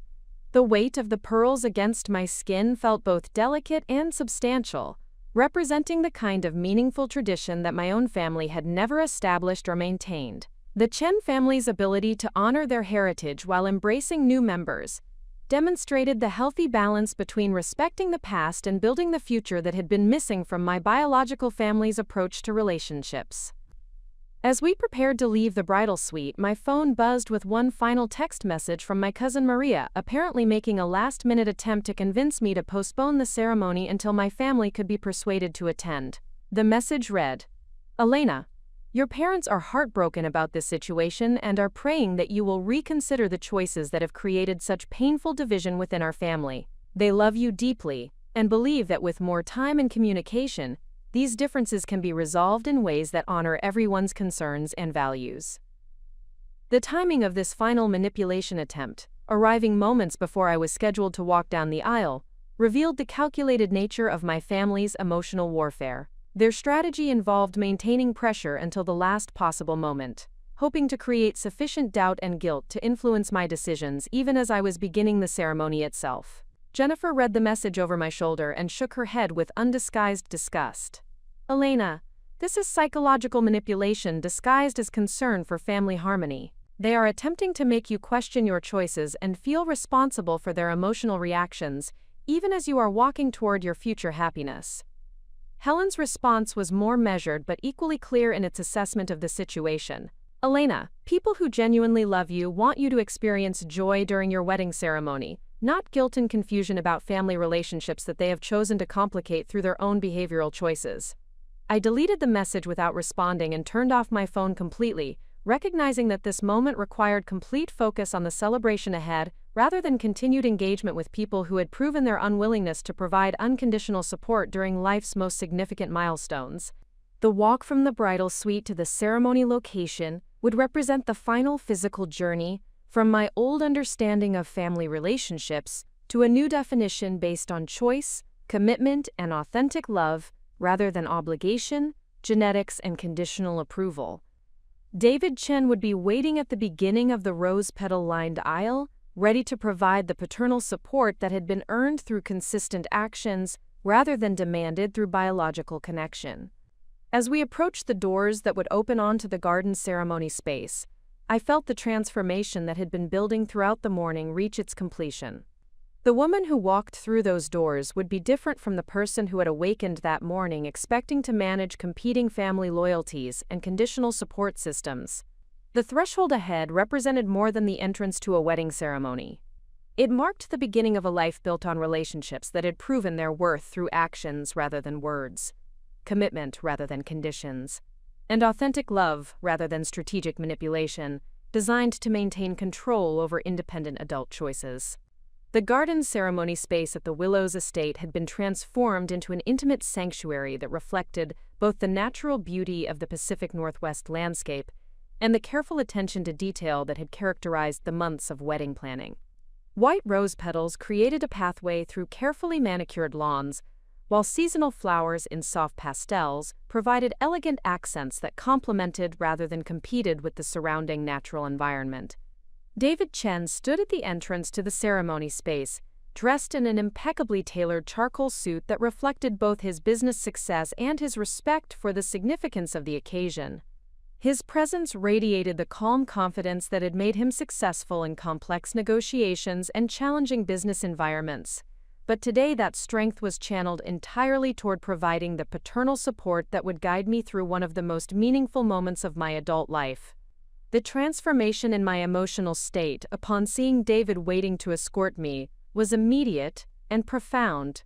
The anxiety that had dominated my morning since receiving my father's cruel text message began dissolving into anticipation and gratitude. This man had chosen to step into a role that required no obligation from him, motivated entirely by genuine care for my happiness and his son's well-being. "Elena, you look absolutely beautiful," David said while offering his arm with the kind of gentle formality that acknowledged both the ceremony's significance and my emotional vulnerability. "I want you to know that walking you down this aisle represents one of the greatest honors of my life. You have brought such joy to our family, and Marcus has never been happier than he has been since meeting you." His words provided the final emotional foundation necessary to proceed with confidence and grace, rather than uncertainty and loss. The man who had earned the right to provide paternal support through consistent actions would now publicly demonstrate that families could be built through choice and mutual respect, rather than genetics and conditional approval. The string quartet positioned near the altar began playing the processional music that Helen and I had selected during one of our collaborative planning sessions. The melody carried both elegance and emotional depth, creating an atmosphere that felt sacred rather than merely ceremonial. The sound filled the garden space and seemed to acknowledge that this celebration represented more than the joining of two individuals, but the creation of new family structures based on authentic relationships. As David and I began walking down the rose-petal pathway, I became aware of the guests who had chosen to witness this moment. Each person present represented a relationship that had demonstrated genuine support for Marcus's and my happiness, rather than conditional approval based on their own preferences or social expectations. The Chen family occupied the front rows, with expressions of joy and celebration that reflected their authentic enthusiasm about welcoming me into their family structure. Marcus's college friends and professional colleagues filled several rows, representing relationships that had developed through shared experiences and mutual respect, rather than family obligations. Their presence demonstrated that chosen communities could provide support systems that rivaled or exceeded the reliability of biological connections. Many had traveled significant distances to attend the ceremony, indicating their investment in witnessing this important milestone rather than merely fulfilling social obligations. My own friends from work and college were scattered throughout the seating area, providing the continuity between my past experiences and future commitments that would help bridge the transition from single to married life. Their enthusiastic expressions and supportive gestures created visual confirmation that this celebration was surrounded by people who genuinely wanted to witness my happiness, rather than judge my choices or analyze my decisions for their own purposes. The conspicuous absence of my biological family created empty spaces in the seating arrangement that initially felt like visible reminders of rejection and abandonment. However, as David and I continued our measured walk toward the altar, I began recognizing that these vacant seats represented liberation rather than loss. The people who had chosen not to attend could not diminish the joy of those who had made the effort to be present during this significant moment. Marcus waited at the altar with an expression that combined excitement, love, and visible emotion, as he watched his father escort me toward our commitment ceremony. His face revealed genuine appreciation for David's willingness to step into this meaningful role, understanding that this gesture represented more than ceremonial logistics, but a demonstration of the family values that had shaped his own character and approach to relationships. The officiant, Reverend Patricia Martinez, had been selected for her ability to create ceremony experiences that honored both spiritual significance and personal authenticity. During our pre-wedding consultations, she had demonstrated understanding of the complex family dynamics that surrounded our celebration, while maintaining focus on the commitment that Marcus and I were making to each other. rather than the external circumstances that had created challenges during the planning process. As we approached the altar, David paused to acknowledge the symbolic importance of this transition moment. "Elena, it has been my privilege to walk beside you during this important journey," he said while gently placing my hand in Marcus's extended palm. "I entrust you to my son's care, knowing that he will cherish and support you as you deserve to be loved." The traditional phrase, "Who gives this woman to be married?" was modified to reflect the reality that I was choosing my own path rather than being transferred between male authorities. Reverend Martinez asked, "Who stands with Elena as she makes this commitment to Marcus?" David's response acknowledged both his honor in serving this role and my agency in making independent choices about my life and relationships. "I do, with great joy and blessing," David replied while stepping back to take his seat beside Helen in the front row. His participation had provided exactly the paternal support that the moment required, without overstepping boundaries or creating obligations that might complicate future family relationships. The ceremony itself proceeded according to the timeline and format that Marcus and I had developed during months of careful planning and preparation. Our vows reflected the genuine partnership that had developed during our relationship, acknowledging both individual strengths and shared commitments that would provide the foundation for building a life together based on mutual respect and authentic affection. Marcus's vows included acknowledgement of the challenges we had navigated during the engagement period, expressing gratitude for my strength and resilience in handling family pressures, while maintaining focus on our relationship priorities. His words demonstrated understanding of the courage required to choose authentic happiness over conditional approval, and his commitment to supporting my growth and independence throughout our married life. My own vows addressed the transformative impact of finding a partner whose love did not require performance or conformity to external expectations. I spoke about learning to recognize the difference between relationships that supported growth and those that demanded submission, and my appreciation for Marcus's consistent demonstration that love should enhance rather than constrain individual authenticity and personal development. The exchange of rings provided tangible symbols of the commitments being made publicly before witnesses who had chosen to attend because they genuinely supported our partnership, rather than fulfilling social obligations. The simple platinum bands represented the kind of enduring elegance that would age gracefully, rather than following trends that might become dated or inappropriate over time.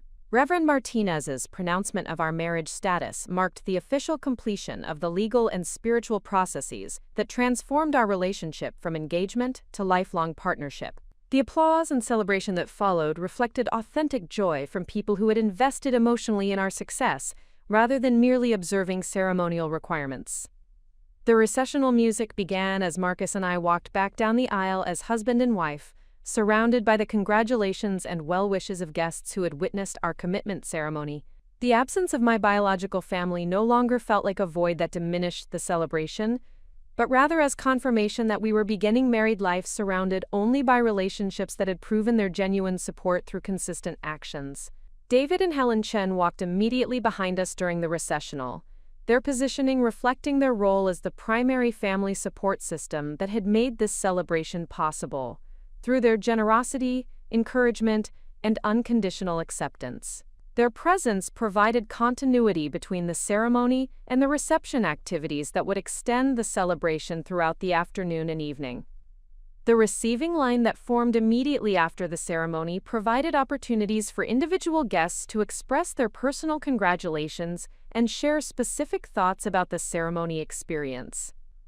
Many commented on the beauty and emotional impact of David's role in escorting me down the aisle, recognizing that his participation had created a moment that transcended typical wedding formalities to represent genuine family love and support.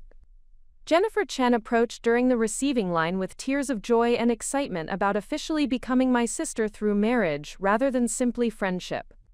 Her enthusiasm had never wavered throughout the challenging months of wedding planning, demonstrating the kind of unconditional sibling support that had been missing from my relationship with my biological brother. "Elena, that ceremony was absolutely perfect," Jennifer said, while embracing me with genuine warmth and celebration. "Watching Dad walk you down the aisle was one of the most beautiful moments I have ever witnessed. You could see the love and pride in his face, and the way Marcus's expression lit up when he saw you approaching was absolutely magical." The reception cocktail hour began immediately following the ceremony, providing opportunities for informal conversation and celebration in the garden setting that had been decorated with the same attention to detail that characterized the ceremony space. The late afternoon sunlight created perfect conditions for photography, while guests enjoyed signature cocktails and appetizers that reflected both our cultural backgrounds and personal preferences. David approached Marcus and me during the cocktail hour to share his personal reflections on the ceremony experience and his gratitude for being included in such a meaningful role. His comments revealed both his understanding of the significance of his participation and his commitment to continuing the paternal relationship that had developed naturally during our engagement period. Elena, having the privilege of walking you down the aisle today has been one of the most meaningful experiences of my life, David said while raising his champagne glass in a private toast before the larger reception celebrations began. You have become the daughter that Helen and I never had, and we consider ourselves blessed to have you as part of our family through your love for Marcus and his love for you. His acknowledgement of my status as a daughter, rather than merely a daughter-in-law, reflected the authentic family relationship that had developed based on genuine affection and mutual respect rather than obligation or social expectation. The Chen family's ability to create inclusive relationships that honored both biological connections and chosen bonds demonstrated the healthy family dynamics that had attracted me to their approach to relationships from our first meeting. Helen joined our conversation with her own expressions of joy and satisfaction about the ceremony's success and the family celebration that was continuing to unfold throughout the reception activities. Her role as mother figure had been crucial during the mourning crisis when my own mother's absence created emotional void that could have undermined my ability to experience pure joy during the wedding preparation and ceremony itself. Elena, you were absolutely radiant walking down that aisle, Helen said while adjusting a small detail of my veil that had shifted during the receiving line activities. The love and happiness on your face were unmistakable, and I believe everyone present could see that this ceremony represented exactly the kind of authentic celebration that weddings should be when they honor genuine love rather than social expectations. Quote, the conversations during cocktail hour revealed that many guests had been aware of the family tensions that had surrounded the wedding planning process, but their focus remained consistently supportive of Marcus's and my happiness, rather than judgmental about the conflicts that had created challenges during recent months. Their mature approach to complex family dynamics demonstrated the kind of emotional intelligence and relationship skills that characterized the community we had built around our partnership. As the reception dinner service began, the absence of my biological family became less noticeable because the celebration was filled with people who had chosen to be present and participate actively in the joy of the occasion. The speeches and toasts that followed dinner focused on genuine appreciation for our relationship and authentic wishes for our future happiness, rather than obligatory comments that fulfilled social requirements without reflecting personal investment in our success. David's father of the bride toast acknowledged both his honor in serving the traditional paternal role and his genuine excitement about the family expansion that Marcus's marriage represented. His comments balanced humor with heartfelt emotion while avoiding any reference to the circumstances that had created his opportunity to participate in this meaningful capacity.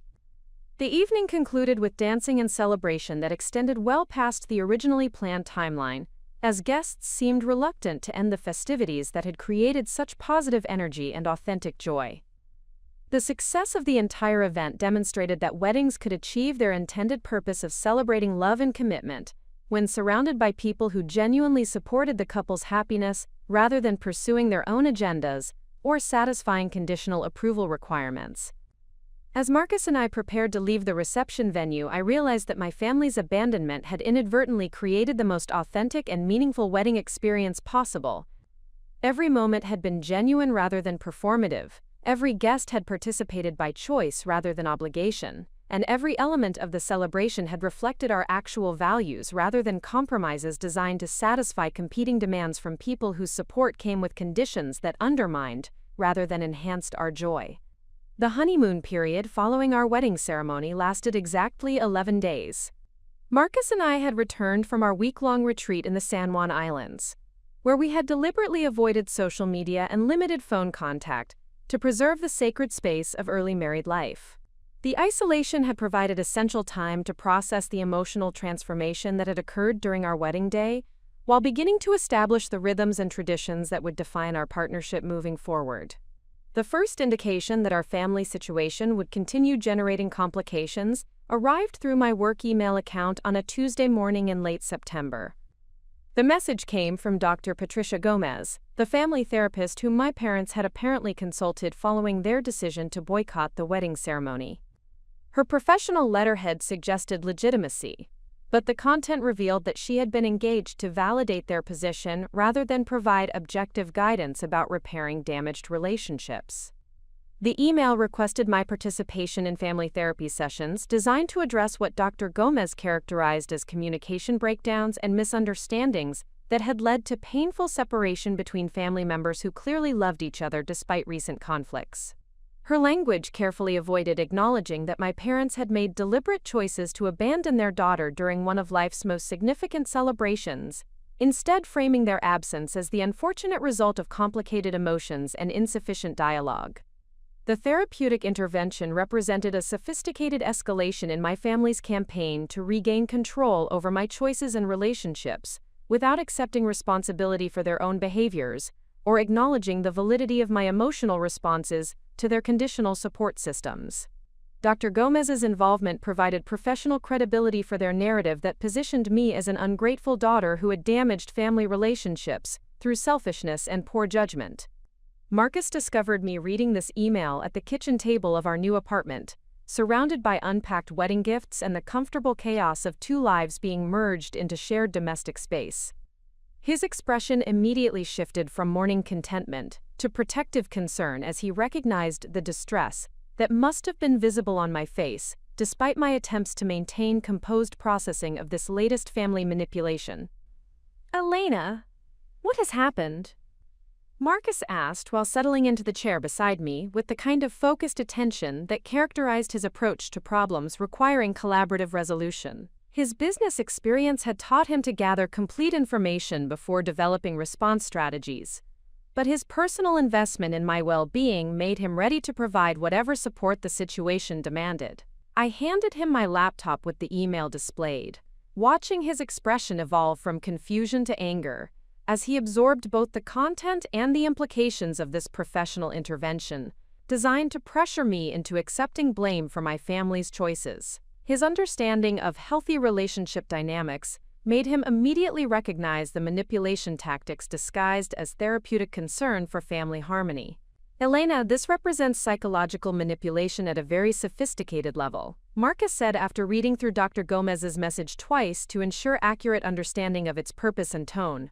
"Your parents have engaged a professional to provide credibility for their narrative that you are responsible for family conflicts that they created through their own conditional support and strategic abandonment during your wedding."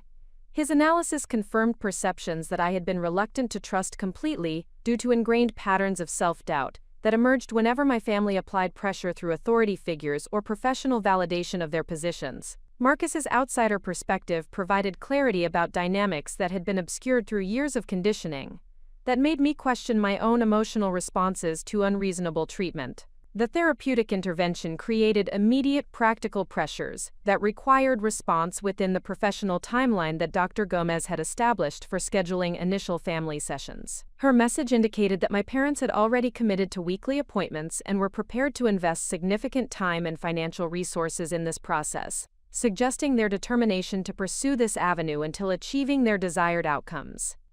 My first instinct involved immediate rejection of participation in therapy sessions that had been designed to validate my family's position, rather than explore healthy relationship dynamics, or acknowledge the legitimate impact of their choices on my emotional well-being. However, Marcus suggested that we consider whether strategic engagement might provide opportunities to establish clear boundaries, while demonstrating good faith efforts to address family concerns through appropriate channels. "Elena, refusing to participate could be characterized as unwillingness to work on family relationships, which might validate their narrative that you have become unreasonable or prideful," Marcus observed while helping me analyze the potential consequences of various response options. However, agreeing to participate without clear conditions might expose you to additional manipulation disguised as therapeutic intervention.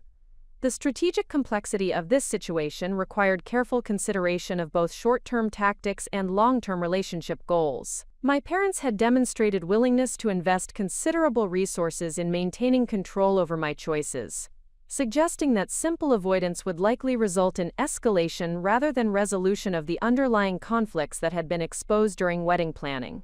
After extensive discussion with Marcus and consultation with my own individual therapist, I decided to propose modified participation that included specific conditions designed to ensure productive rather than manipulative therapeutic engagement. My response to Dr. Gomez outlined requirements that would need to be met before I would consider attending family sessions with people who had proven their willingness to use professional settings for continued attempts to control my choices.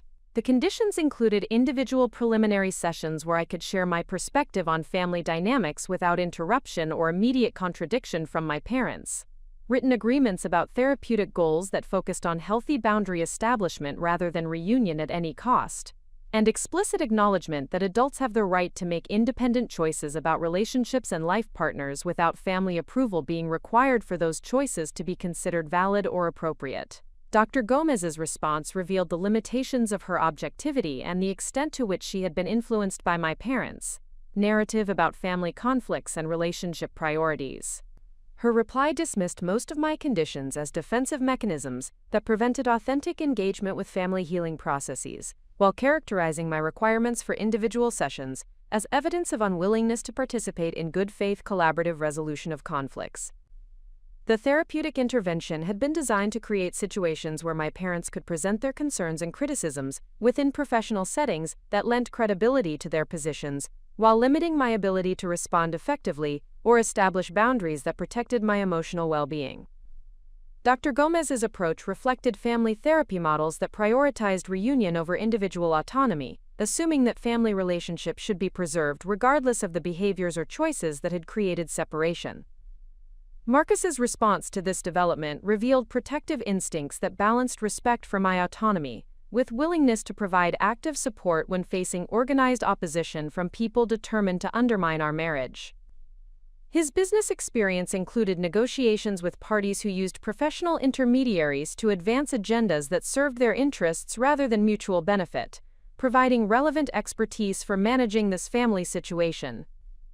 Elena, your parents have essentially hired a professional advocate to pressure you into accepting their narrative about family relationships, while providing legitimacy for their refusal to acknowledge responsibility for their own choices, Marcus said, while reviewing Dr. Gomez's dismissive response to my participation conditions.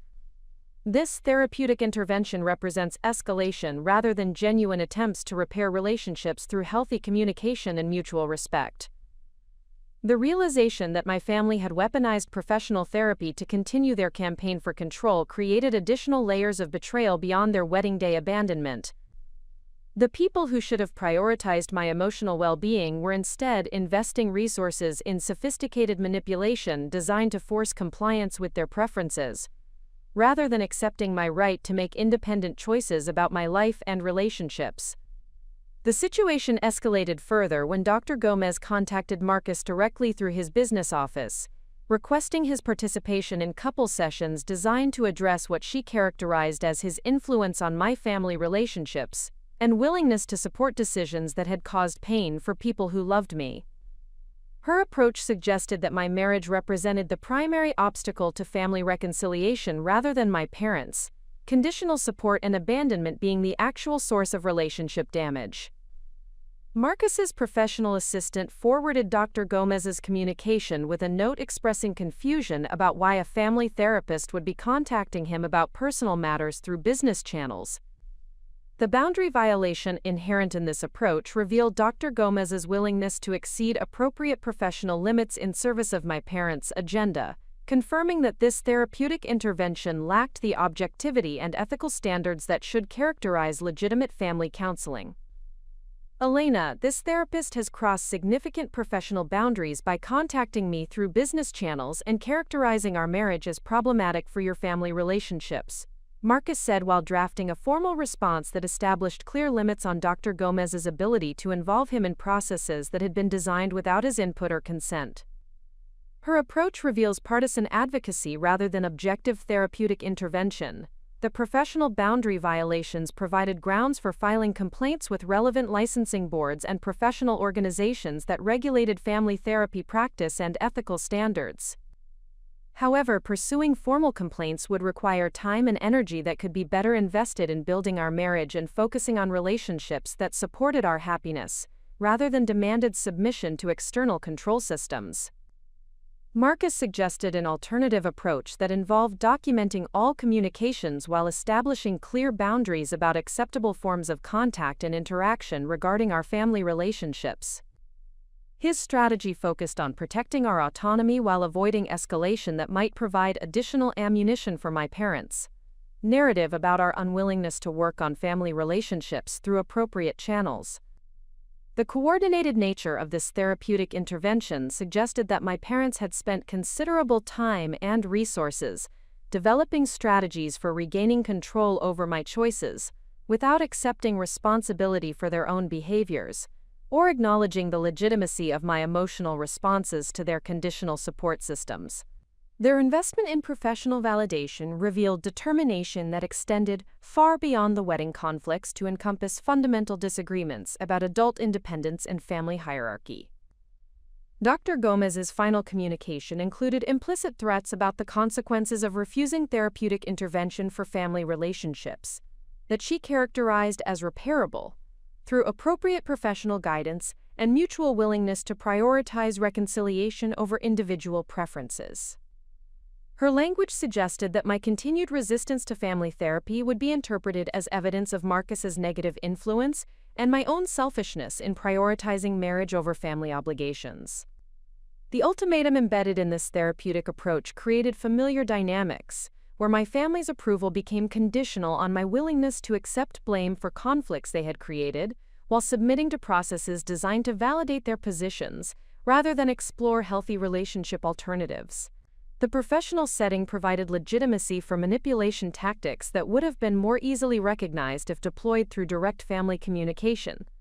Marcus's analysis of this situation drew parallels to business negotiations, where one party hired consultants or advisors to provide credibility for positions that could not be defended through merit alone.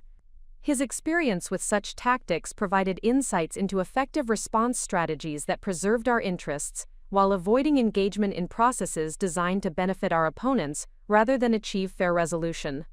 Elena, your parents have created a situation where any response you provide will be interpreted through the framework they have established with this therapist, Marcus observed while helping me develop comprehensive communication strategies. The most effective approach involves refusing to participate in their chosen process while offering alternative solutions that respect healthy relationship boundaries and individual autonomy. The decision to decline participation in Dr. Gomez's therapeutic intervention while offering alternative approaches to family communication represented a strategic choice between engaging with manipulation disguised as professional help and maintaining boundaries that protected our marriage from external interference designed to undermine our partnership through sophisticated psychological pressure. The enemies that emerged following our wedding celebration revealed themselves through professional channels and therapeutic interventions rather than direct confrontation, demonstrating the sophisticated nature of opposition that was willing to invest significant resources in maintaining control over my choices while avoiding responsibility for their own behaviors that had created family separation and conflict. The Christmas season arrived with unprecedented complexity 6 months after our wedding celebration. Marcus and I had established comfortable routines in our shared apartment, while building the foundation of married life through daily decisions about finances, household responsibilities, and future planning. The therapeutic stability we had created together made the approaching holiday obligations feel particularly intrusive, representing the first major test of boundaries we had established following my family's abandonment and subsequent manipulation attempts. The invitation to my parents' annual Christmas Eve gathering arrived through my cousin Maria, who continued serving as the designated family intermediary for communications that my parents were reluctant to initiate directly. The message carried familiar undertones of conditional welcome disguised as olive branch extension, suggesting that my presence would be appreciated if I was prepared to participate in family reconciliation processes that prioritized harmony over accountability.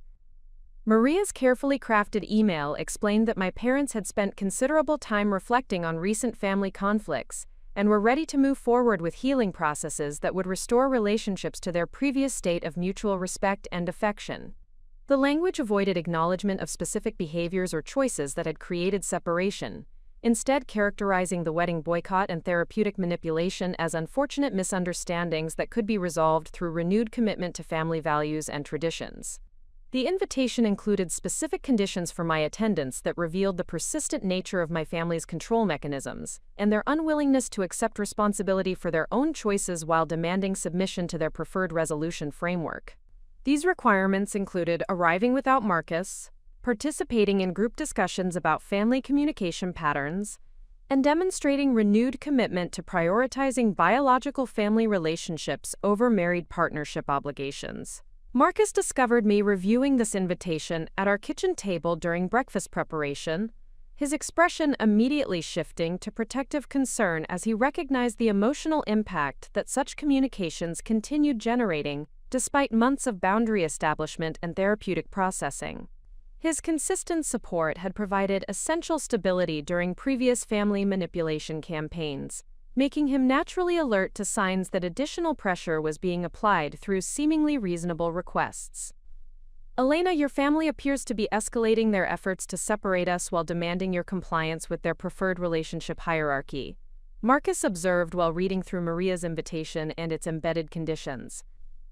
"The requirement that you attend without me reveals their continued belief that our marriage represents an obstacle to family reconciliation rather than acknowledging their own behaviors as the source of relationship damage." His analysis confirmed perceptions that I had been developing throughout months of processing my family's responses to our wedding celebration and subsequent boundary establishment. The consistency of their approach suggested systematic rather than emotional decision-making, indicating investment in long-term strategies for regaining control over my choices rather than genuine interest in healthy relationship repair. The Christmas invitation represented a significant escalation because holiday gatherings carried cultural and emotional weight that made refusal appear unreasonable to extended family members who had not witnessed the months of manipulation and conditional support that had preceded my parents' wedding boycott. The seasonal timing provided additional leverage through traditions and expectations that characterized absence as selfish prioritization of individual preferences over family obligations. My individual therapist, Dr. Sarah Chen, had anticipated this development during our recent sessions focused on preparing for holiday pressures and family reunification attempts that often accompanied seasonal celebrations. Her guidance emphasized the importance of maintaining clarity about personal boundaries while resisting emotional manipulation disguised as holiday spirit and family reconciliation opportunities. Dr. Chen's approach focused on helping me recognize the difference between genuine remorse accompanied by behavioral change and strategic apologies designed to restore previous relationship dynamics without addressing underlying control patterns or conditional support systems. Her framework provided tools for evaluating my family's communications and invitations to determine whether they represented authentic healing opportunities or continued manipulation disguised as seasonal goodwill. During our session immediately following the Christmas invitation, Dr. Chen helped me analyze the specific language and conditions that Maria had included in her communication. The therapeutic examination revealed multiple manipulation tactics embedded within seemingly reasonable requests for family reunion and holiday celebration participation. "Elena, your family's invitation includes several requirements that indicate continued investment in control rather than genuine reconciliation," Dr. Chen observed while helping me identify specific problematic elements within Maria's message. "The demand that you attend without Marcus suggests they view your marriage as temporary obstacle rather than permanent life choice that deserves respect and accommodation." The therapeutic analysis provided external validation for my instinctive resistance to accepting invitations that came with conditions designed to undermine my marriage, while forcing compliance with family preferences that had not changed despite months of separation and boundary enforcement. Dr. Chen's professional perspective confirmed that healthy family relationships required mutual respect rather than submission to hierarchical control systems.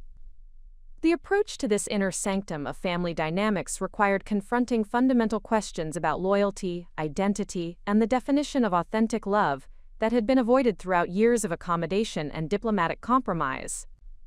The Christmas invitation forced acknowledgement that my family's conditional support systems were unlikely to change regardless of my compliance with their requirements or willingness to participate in reunion processes that validated their positions.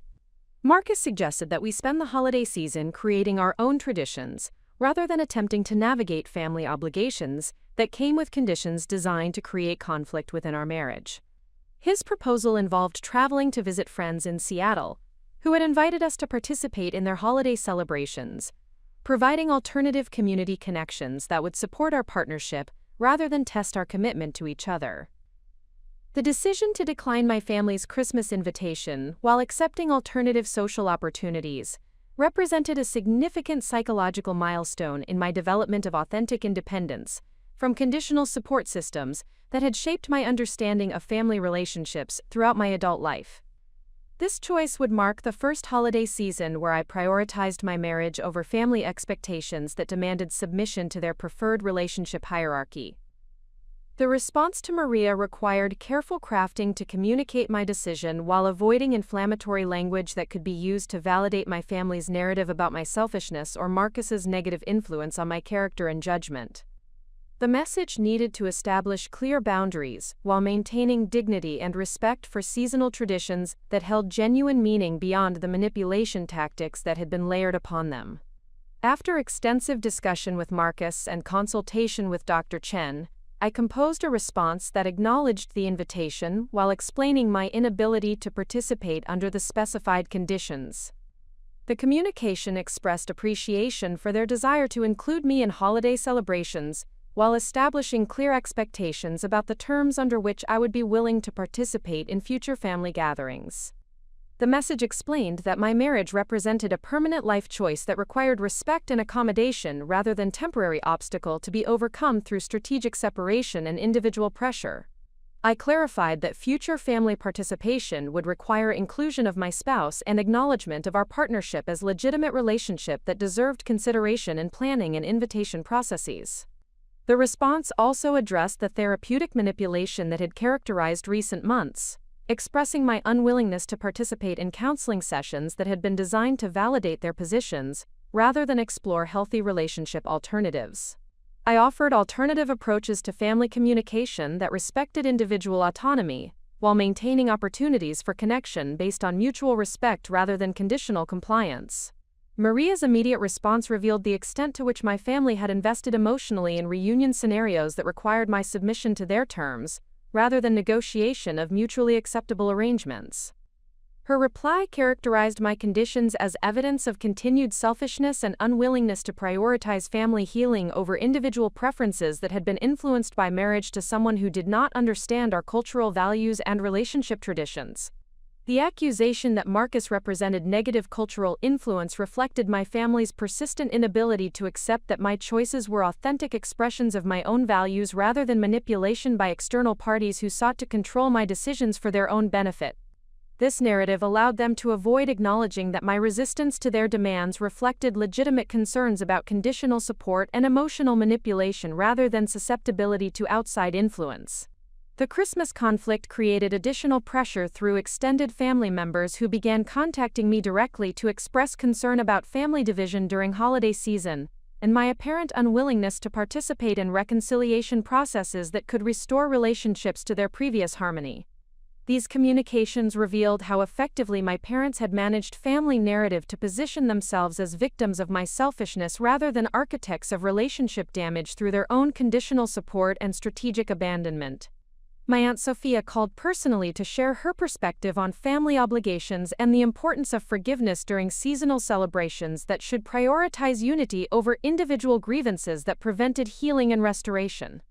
Her approach balanced emotional appeal with subtle pressure designed to make my boundary maintenance appear unreasonable to neutral family observers who had not witnessed the months of manipulation and control attempts.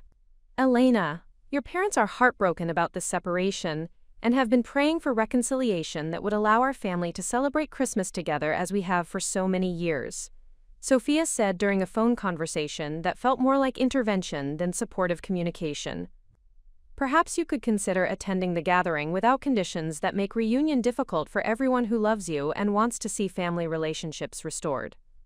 The emotional manipulation embedded in Sophia's appeal reflected sophisticated understanding of psychological pressure points that had been developed through years of family dynamics where individual boundaries were discouraged in favor of group harmony that served the preferences of dominant family members.